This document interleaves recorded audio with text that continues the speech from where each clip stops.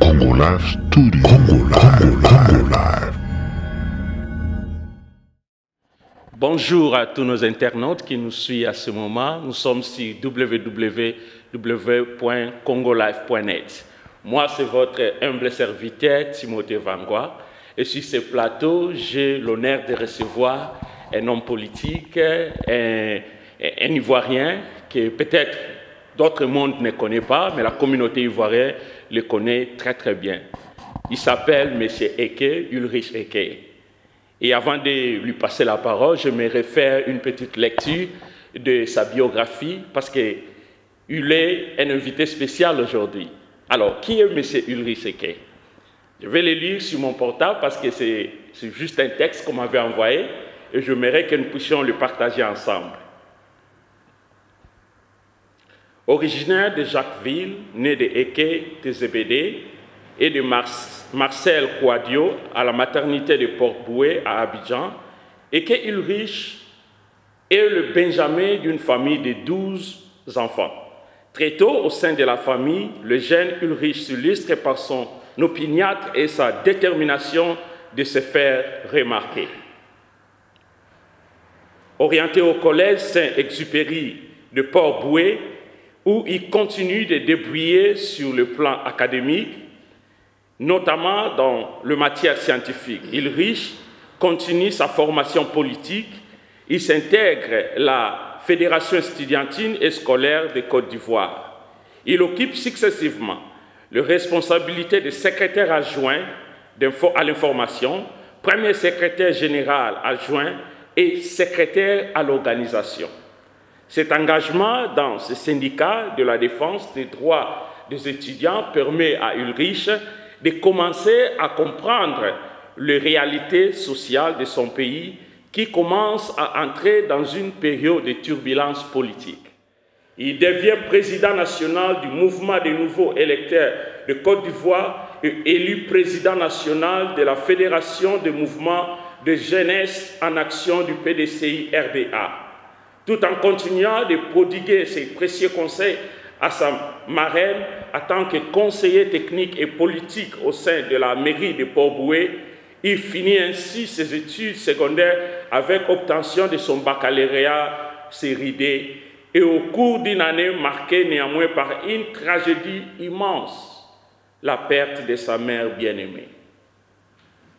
Parti trop tôt et n'ayant pas assisté à l'essor politique de son fils. Les années qui suivront seront marquées par un engagement ferme derrière le valeur de justice sociale et de respect avec des institutions de son pays, avec pour conséquence sa prise de position au cours de la récente crise post-électorale en Côte d'Ivoire qui l'a conduit à un exil forcé tout d'abord au Ghana, voisin, et désormais en Grande-Bretagne. Ulrich attend représenter une nouvelle génération de politiciens africains qui demandent le respect de leurs traditions, qui réclament plus de transparence et d'impartialité de la part des dirigeants politiques. Il croit fermement que sa génération dispose des atouts et de la volonté nécessaire pour créer la véritable réconciliation en Côte d'Ivoire. Ça, c'est M. Ulrich Eke. J'aimerais poser la question à M. Ulrich Eke. On vient de lire en quelques mots votre parcours, votre biographie. Que reste-t-il de ce M. Ulrich Eke ici en Angleterre? Est-ce qu'il est toujours la même personne ou c'est une personne différente? Avant tout propos, permettez-moi de vous dire bonsoir. Bonsoir. Bonsoir à nos amis internautes qui nous prennent en marche. Il me plaît ce soir de saluer votre chaîne de télévision panafricaine qui œuvre dans le respect considérable de nos États et de nos institutions. Je voudrais à cet effet les saluer et les remercier. Pour revenir à votre question, vous savez, lorsque vous prenez un billet de 10 000 francs, quelle que soit la maltraitance que vous apportez à ce billet, il demeure toujours le billet de 10 000 francs et il garde toujours sa même valeur. Cela dit, Ulrich Eke n'a pas changé. Ulrich Eke ne fait que commencer un combat, mais sous d'autres tropiques Nous sommes pratiquement dans l'Occident et les méthodes doivent changer. Et donc c'est à cet exercice-là que nous sommes en train de nous organiser. Cher monsieur, voilà donc en réponse à votre question, ce que je peux dire pour l'instant. Est-ce que avez-vous encore des contacts avec votre base? Parce que en lisant votre biographie, on voit bien que M. Eke a servi comme leader de la jeunesse de PDCI RDA en Côte d'Ivoire. Est-ce que gardez-vous encore des contacts avec votre base? Je pense qu'un homme politique, préalablement, ce qui fait d'un homme politique une force, c'est d'abord sa base. Et il y a nécessité pour tout homme politique qui se veut sérieux d'avoir une base.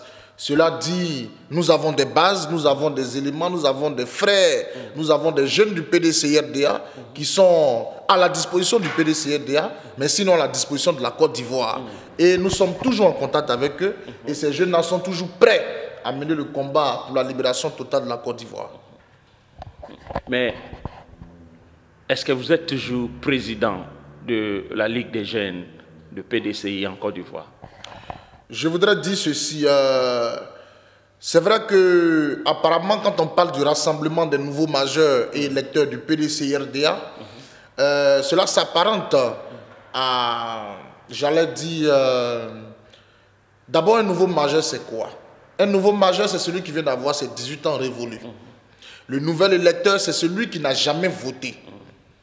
Donc, je suis président du rassemblement des nouveaux majeurs, mais et électeur du PDCI-RDA. Donc tu peux avoir plus que 18 ans et faire partie de la tranche de cette génération-là que nous dirigeons, que nous orientons au PDCI-RDA. Cela dit, nous avons toujours les rênes de la structure en main. Ce qu'il faut d'ailleurs, c'est de très tôt passer le flambeau. Mais passer le flambeau dans quelles conditions, dans quelles circonstances? Est-ce que les circonstances nous permettent de passer le flambeau? Si oui, alors il y a une génération qui est prête, en tout cas, à continuer le travail que nous avons commencé pour le bonheur total du peuple ivoirien, sinon à l'ensemble des militants du PDCI-RDA. Mais vous êtes en exil ici en Angleterre. Est-ce que pensez-vous retourner au pays un jour? Je pense que la Côte d'Ivoire, c'est mon pays. Et aujourd'hui, les conditions précaires de sécurité font que c'est difficile pour nous de rentrer dans notre pays. Mais toujours est-il que dès que l'occasion se présente à nous et que nous sentons que la démocratie n'est pas un slogan, mais une réalité que vivent les populations ivoiriennes, à part des intéressants précis là, monsieur, nous serons donc à Abidjan, nous serons donc en Côte d'Ivoire pour regagner notre terre. Mais on voit votre chef du parti, le leader du parti, il est au pays.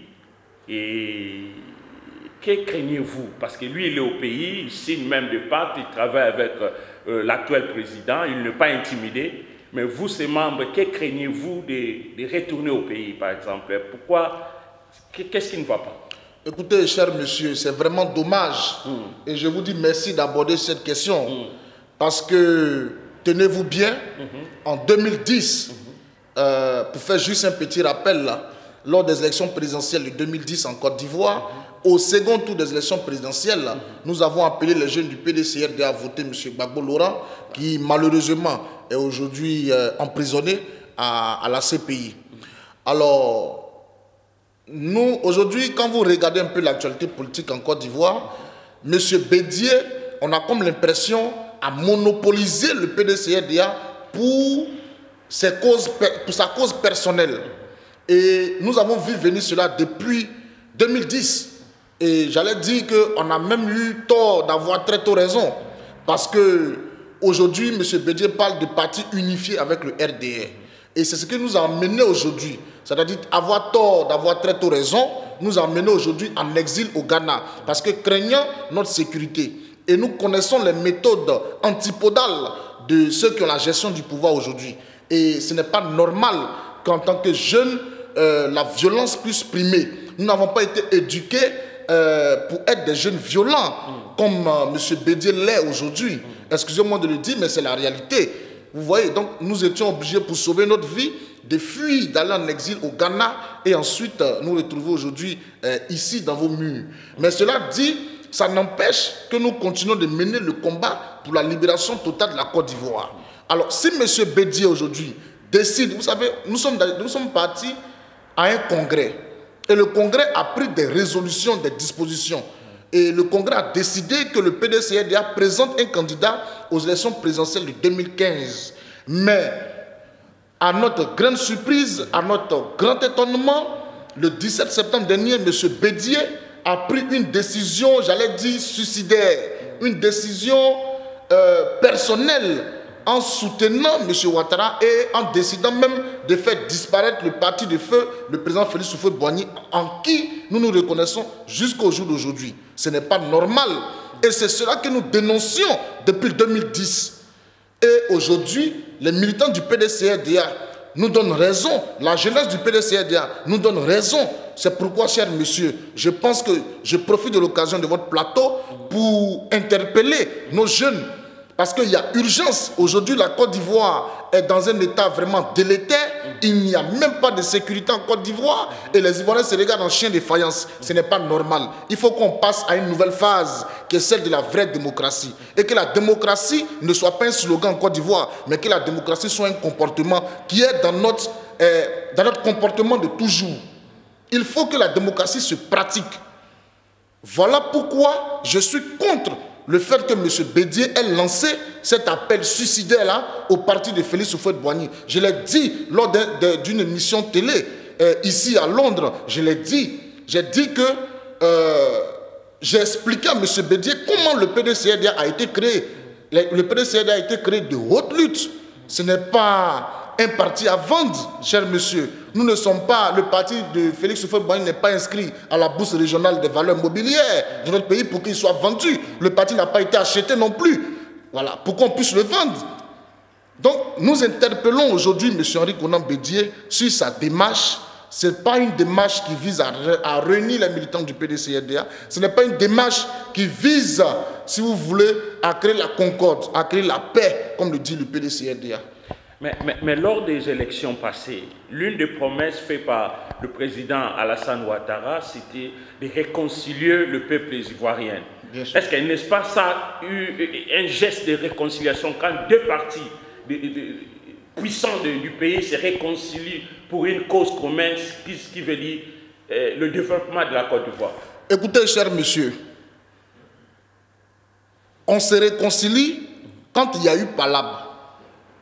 Et généralement, c'est des personnes belligérantes qui se réconcilient. C'est-à-dire, c'est deux groupes de personnes qui se réconcilient ou alors deux individus. Mais tu ne peux pas prétendre te réconcilier avec moi si nous ne sommes pas tombés d'accord. Mais nous tombons d'accord comment? Pour que nous soyons réconciliés, il faut qu'il y ait deux acteurs. Mais moi, je ne peux pas être assis et puis emprisonner l'autre acteur principal et demander à ses partisans de me suivre. Ce n'est pas normal. Vous-même, vous comprenez que c'est une démagogie purement maladive. Ce n'est pas possible, cher monsieur. Donc aujourd'hui, la réconciliation en Côte d'Ivoire n'est pas une réalité. J'allais appeler ça, c'est ce qu'on appelle du banditisme politique. C'est à ça que nous assistons aujourd'hui en Côte d'Ivoire. Ce n'est pas normal, cher monsieur. Si nous devons aller à la réconciliation nationale, il faut d'abord le pardon. Parce que sans la paix sociale, nous ne pouvons en aucun cas parler de développement en Côte d'Ivoire. Et aujourd'hui, après avoir connu cette guerre qui a endeuillé des familles en Côte d'Ivoire, le plus important pour nous aujourd'hui, c'est la réconciliation. Et la réconciliation, selon moi, doit être un programme de gouvernement pour que véritablement les Ivoiriens puissent revivre ensemble comme avant. Il faut que les Ivoiriens arrêtent de se regarder en chien de faïence. Ce n'est pas normal, ce n'est pas ça le peuple de Côte d'Ivoire. Parce que nous avons appris à cultiver la fraternité, l'union, et c'est ce qui a prévalu. Et c'est ce qui a permis au président Félix Houphouët-Boigny, si vous voulez, de pouvoir maintenir, j'allais dire, ses 60 ans d'expérience au service de la nation ivoirienne. Cher monsieur, il faut que la réconciliation soit un programme de gouvernement et qu'on arrive à se pardonner les uns et les autres et que quatre sur table, chacun puisse mettre de l'eau dans son vin pour le bonheur total des populations ivoiriennes. Mais n'est-ce pas que vous reprochez l'incarcération du président Gbagbo auprès du président Alassane Ouattara? N'est-ce pas qu'il est là, mis là-bas par la CPI? Ce n'est pas ce n'est pas parce que le président Ouattara a voulu, mais la CPI qui avait jugé que le crime qu'il avait commis pendant les élections, c'était des crimes contre l'humanité et que cet homme devrait mériter d'être au CPI. Écoutez, cher monsieur, l'histoire de la Côte d'Ivoire n'est pas cachée. Les vrais bourreaux sont aujourd'hui libres. Ils roulent dans de grosses voitures à Abidjan. Ils sont partout, nous les connaissons. Que dites-vous de M. Soro Guillaume qui s'est levé, un jeune étudiant qui s'est levé à peine, tuer les populations ivoiriennes, massacrer des femmes enceintes, éventrer des enfants, des nouveau-nés? Que dites-vous de cela? Pourquoi la CPI n'envoie pas Soro Guillaume en prison et c'est M. Gbagbo Laurent qui va en prison? Chers amis, ce n'est pas normal. Arrêtons de mentir au monde entier. Parce que à la réalité, à la vérité, le vrai criminel, le vrai bandit, le vrai assassin, il se trouve en Côte d'Ivoire, mais pas à la CPI. C'est pourquoi je profite de votre antenne pour inviter le gouvernement ivoirien à prendre ses responsabilités. Parce que nous craignons une implosion sociale. Nous craignons une implosion sociale. Et nous ne voulons pas que cela arrive à notre pays, la Côte d'Ivoire. Non, les Ivoiriens sont fatigués de vivre la guerre, les Ivoiriens veulent vivre dans l'union, les Ivoiriens veulent vivre rassemblés autour d'une nation. Donc, les vrais bourreaux sont dehors. Celui qui a la CPI, M. Gbagbo Laurent, n'est pas un rebelle, n'est pas un criminel, n'est pas un assassin. Je ne crois pas que M. Gbagbo Laurent soit un criminel ou un assassin. Mais quelle lecture faisiez-vous maintenant? Parce qu'on sur la politique ivoirienne, on va bientôt sera 2015, nous irons aux élections, mais on se rend compte qu'il y a de partis d'opposition qui quittent la commission électorale. Que faites-vous? Quelle lecture faites-vous de cette situation? Écoutez, je l'ai dit, comme je l'ai dit tantôt, hein, vous avez aujourd'hui, vous savez, aujourd'hui en Côte d'Ivoire, les Ivoiriens veulent vivre une Côte d'Ivoire réconciliée, une Côte d'Ivoire retrouvée. Vous avez d'un côté la politique sociale gouvernementale avec son cortège de morts, d'assassinats, de banditisme politique, et d'un autre côté la volonté de l'opposition d'aller à la paix. La volonté de l'opposition de créer des conditions idoines pour que véritablement les Ivoiriens puissent revivre à nouveau ensemble. Mais malheureusement, vous parlez tantôt de la commission électorale indépendante. Mais la commission électorale indépendante n'existe, n'est indépendante que de nom. Il n'y a pas de commission indépendante en Côte d'Ivoire. Cher monsieur, il n'y a pas de commission indépendante en Côte d'Ivoire. La commission électorale est dépendante de M. Ouattara. C'est pourquoi si vous voyez bien, l'Église catholique a même claqué la porte à cette commission électorale indépendante. Cela dit, elle n'est plus indépendante. Et on ne peut pas reconduire l'ancien président de la commission électorale, le cauchemar des Ivoiriens, M. Youssouf Bakayoko, en tant que président de la commission électorale indépendante. C'est un acte de défiance à la population ivoirienne. C'est un acte de défiance à toute la Côte d'Ivoire, aux jeunes de Côte d'Ivoire. C'est pourquoi je vais demander à M. Ouattara d'arrêter de narguer la population ivoirienne. Aujourd'hui, il faut que nous allons véritablement à la réconciliation nationale. Il faut que nous allons véritablement à la paix pour que la Côte d'Ivoire ne puisse plus vivre ce que nous avons vécu en 2010, chers amis. Nous avons perdu des parents, nous avons perdu des familles, des gens ont été menacés, des enfants n'ont plus de papa, d'autres sont nés en exil. Mais ce n'est pas normal, chers amis. Houphouët-Boigny a dit qu'aucun Ivoirien ne soit contraint à l'exil.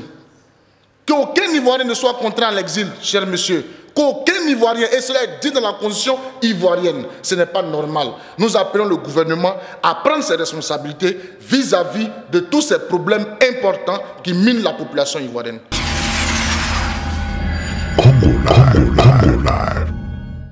Mais le 17 dernier, nous avions vu votre président, Henri Konan Bédié, a signé un pacte avec Alassane Ouattara de le soutenir dans sa candidature pour les élections 2015.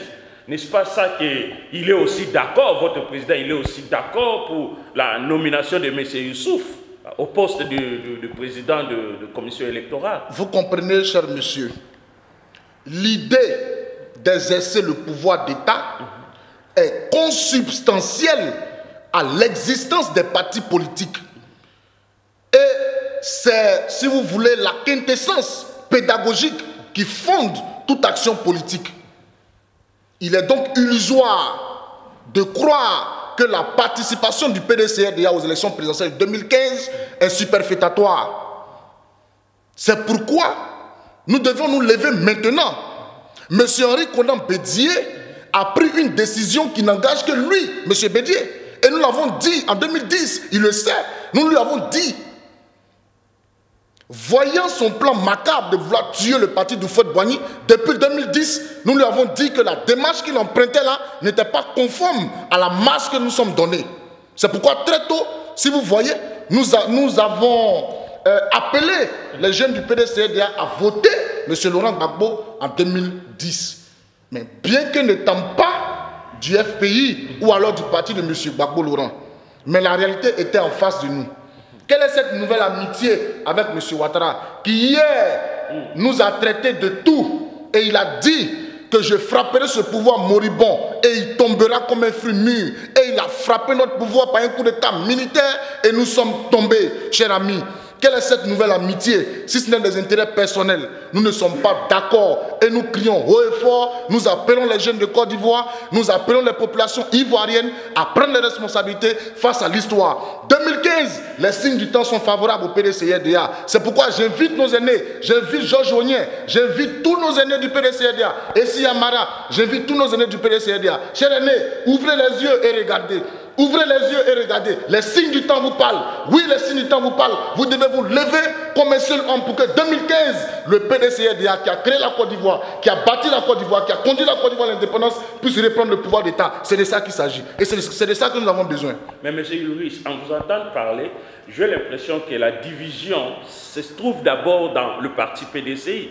Quand il y a déjà de la division là-bas, comment pouvons-nous parler de la réconciliation nationale? Parce que vous, votre parti déjà est divisé, n'est pas capable de se mettre d'accord, mais vous voulez la réconciliation au niveau national, c'est impossible. Cher monsieur, le PDCRDA dans sa caricature n'est pas divisé, mais il y a un diviseur au PDCRDA qui est le président Aimé Henri Konan Bédié.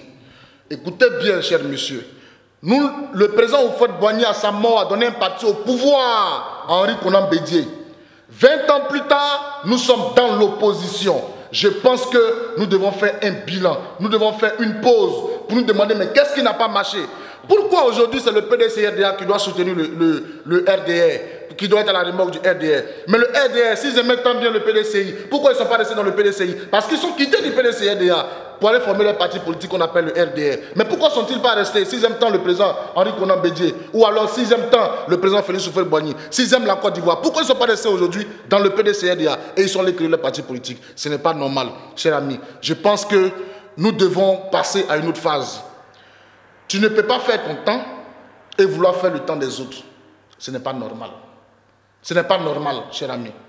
Monsieur Bédié ne peut pas faire son temps parce qu'il a été nommé ambassadeur très jeune. C'est parce que la chaîne de génération a été respectée par Félix Houphouët-Boigny que M. Henri Konan Bédié a été ambassadeur, très jeune d'ailleurs. Mais pourquoi nous autres, notre avenir doit être dans la main de M. Henri Konan Bédié? Il doit vouloir faire son temps et faire notre temps. Ce n'est pas normal, cher monsieur. Voilà ce qui crée la division au PDCRDA. Le PDCRDA n'est pas un royaume. Le PDCRDA est un parti politique qui est doté de textes que nous devons respecter. C'est pourquoi j'appelle les dirigeants africains à prendre le bâton de pèlerin en main et à savoir quitter le pouvoir d'État. Quand votre temps arrive, quand c'est la fin, il faut savoir quitter, il faut savoir partir. Prenez l'exemple de Nelson Mandela aujourd'hui, qui est vénéré partout dans le monde entier. Mais il a su quitter à un moment donné. Mais cela n'a pas empêché Nelson Mandela aujourd'hui d'être Nelson Mandela. Cher monsieur. Mais vous coupez la parole un peu. N'est-ce pas, cela fut décidé lors de votre congrès passé que vous allez soutenir la candidature de M. Alassane Ouattara ou bien... Non, cher monsieur, non, cher monsieur. Le congrès du PDCRDA a été précis. Le congrès a demandé à ce que le PDCRDA ait un candidat en 2015. Monsieur Henri Konan Bédié lui-même est un élément du congrès. Parce que c'est le congrès qui lui a redonné quitus d'être président. Même si c'est dans des conditions, j'allais dire calamiteuses, sa présidence entre guillemets. Mais c'est le Congrès qui lui a donné quitus à lui, Henri Konan Bédié, d'être président. Donc, il ne peut pas brader le Congrès. Monsieur Bédié ne peut pas brader le Congrès, ce n'est pas possible. Le Congrès demande que le PDCDA ait un candidat. Et monsieur Bédié doit forcément ouvrir, s'il ne peut pas être candidat, puisque la constitution même ivoirienne ne lui permet pas. Donc, s'il ne peut pas être candidat, mais que le Congrès, que le parti désigne un candidat. Parce que nous avons plein de cadres au PDCI, nous avons assez de cadres au PDCI qui peuvent aujourd'hui diriger la Côte d'Ivoire. Mais revenons un peu sur la situation en Côte d'Ivoire, particulièrement sur la situation économique et développement en Côte d'Ivoire. Sur les chiffres, on voit l'économie augmenter, mais sur le terrain, quelle est la lecture de la situation économique en Côte d'Ivoire aujourd'hui? Écoutez, cher ami, je puis vous dire qu'à travers les coups de fil, les appels que nous avons chaque jour avec nos amis, que l'économie de la Côte d'Ivoire aujourd'hui est sous perfusion. Malgré l'embellie des chiffres annoncés par le gouvernement Ouattara, le panier de la ménagère est vide, la paupérisation reste galopante, cher ami. Et dans ces conditions-là, nous ne pouvons pas parler de développement. À peine, qu'est-ce que... Vous savez, j'ai pour habitude de dire d'arrêter de faire croire aux gens, de donner des grandes définitions de développement aux gens. C'est l'ensemble des sciences, des sciences. D'arrêter ça, d'arrêter ces pratiques-là, d'arrêter ça. Pour moi, le développement, c'est arriver à manger quand tu as faim. Le développement, c'est arriver à envoyer ton enfant à l'école quand il s'agit de l'envoyer à l'école. Le développement, à un français plus terre à terre, les gens comprendront. Donc, le développement pour moi, c'est lorsque vous êtes malade, vous arrivez à répondre en vous soignant. C'est ça le développement. Mais le développement ne s'inscrit pas dans les phrases, dans les grandes phrases. Nous disons non. Nous disons non et c'est une escroquerie morale que dont est victime la population ivoirienne. Mais n'est-ce pas ça un phénomène ou bien un problème qui touche toute l'Afrique? Tu vois un peu, ce n'est pas forcément en Côte d'Ivoire où les pays qui sont en voie de développement, les chiffres sont bons, mais sur la pratique des choses, je pense que la situation sociale n'est pas... Je pense que nos élites africaines doivent essayer de revoir leurs copies en prônant véritablement le pouvoir du peuple, par le peuple et pour le peuple, comme le définit la démocratie. Il faut que nous rendons au peuple ce que le peuple nous a donné. C'est-à-dire en nous occupant exclusivement du devenir des populations, de la population. C'est de ça qu'il s'agit. Donc j'interpelle par la même occasion les élites africaines à se réveiller dans l'union pour que véritablement l'Afrique puisse sortir de cette léthargie-là. Mais quelle lecture faites-vous, disons, quel bilan faites-vous de tout le mandat de président Alassane Ouattara? Parce que personnellement, moi je dirais que la guerre a fini. Les gens ont repris leur routine quotidienne, l'économie commence à bouger en Côte d'Ivoire. Cher monsieur, je pense que ce sont des choses qu'il faut soulever quand même. Non, au cours d'une cérémonie, M. Ouattara lui-même l'a affirmé. Il a dit ceci, il dit qu'il n'a pas été à la hauteur des attentes de la population ivoirienne. Mais qu'est-ce que ça veut dire? C'est un aveu cinglant qui manifestement démontre l'incapacité du gouvernement ou alors de M. Ouattara à diriger la Côte d'Ivoire. Donc quand on a échoué, on ne peut pas demander à diriger. Ce n'est pas possible. M. Bédié disait récemment qu'on ne change pas une équipe qui gagne, mais une équipe qui perd. Qu'est-ce qu'on fait d'elle? Mais on la change. Thank you, M. Ulrich. Je ne sais pas, parce que nous courons derrière la montre. Je pense qu'il y a trop à dire sur la situation politique en Côte d'Ivoire. Mais avant de clôturer, j'aimerais vous donner la parole parce que vous êtes un pionnier, un leader d'opinion en Côte d'Ivoire, un leader des jeunes. Quel peut être votre dernier mot aujourd'hui? Je pense qu'aujourd'hui, comme je l'ai dit tantôt, la Côte d'Ivoire, notre beau pays, a trop souffert. Les Ivoiriens ont trop souffert. Et il est important, selon moi, que la réconciliation nationale soit un programme de gouvernement. Parce que, cher monsieur, on ne peut pas parler de réconciliation nationale, on ne peut pas parler de développement, d'émergence d'un pays tant qu'il n'y a pas de paix. Mais pour qu'il ait la paix, il faut que nous nous pardonnons. Mais pour que nous nous pardonnons, il faut que nous nous réconcilions.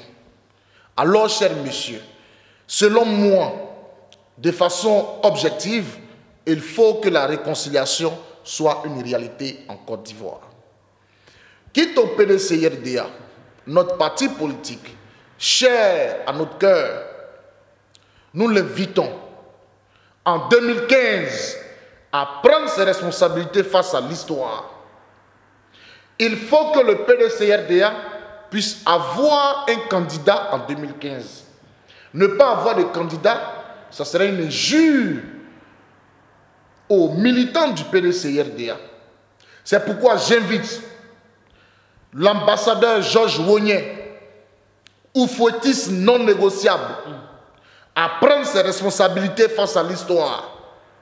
J'invite M. Charles Konan Bani, président de la CDVR, la Commission nationale de dialogue, vérité et réconciliation, à prendre ses responsabilités devant l'histoire.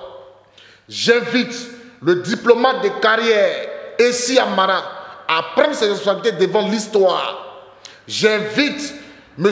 Alphonse Djedje Madi, anciennement secrétaire général du PDCRDA, à prendre ses responsabilités devant l'histoire. J'invite alors tous les militants du PDCRDA à faire bloc autour de tous ceux qui vont prôner une candidature du PDCRDA en 2015.